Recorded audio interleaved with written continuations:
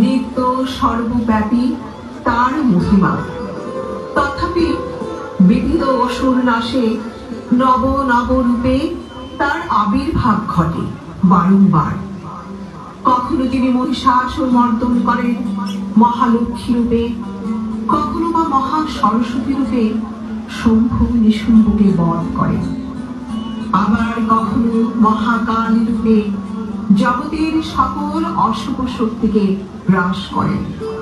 সুধী মণ্ডলী, 13তম বর্ষের নিবেদন 3 পীঠস্থানের অন্যতম পীঠস্থান আদ্যাপীঠ। চলুন এই আদ্যাপীঠ সম্পর্কে জেনে নিই।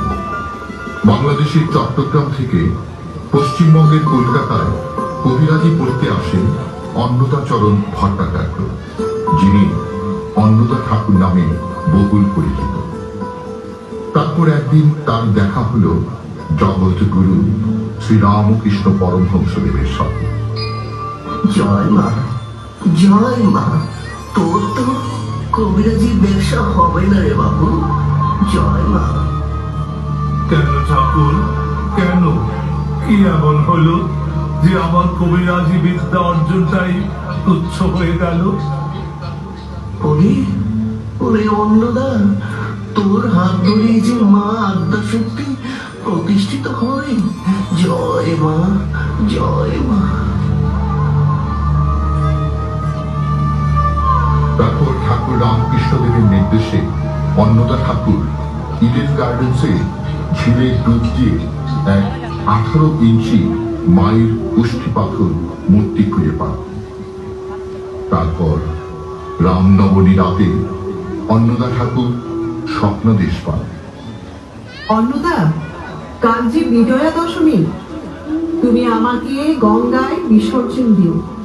মা গো, মা, কি এমন ভুল করলাম যে তুমি চলে যেতে চাইছো? মা, মা, মা গো। না না, তা নয়। আমি শুধু শাস্ত্রবিহিত মতে পুজো পেতে চাই না। মা খেয়ে নাও, মা পড়ে নাও, এমন সহজ সরল ভাষায় যে ভক্ত নিজের দৈনন্দিন ব্যবহার্য বস্তু আমাকে নিবেদন করবে, সেটাই হবে আমার আসল পুজো। যদি কোনো ভক্ত আমার সামনে আদ্যা স্তোত্র পাঠ করে, তাহলে আমি বিশেষ আনন্দিত হব।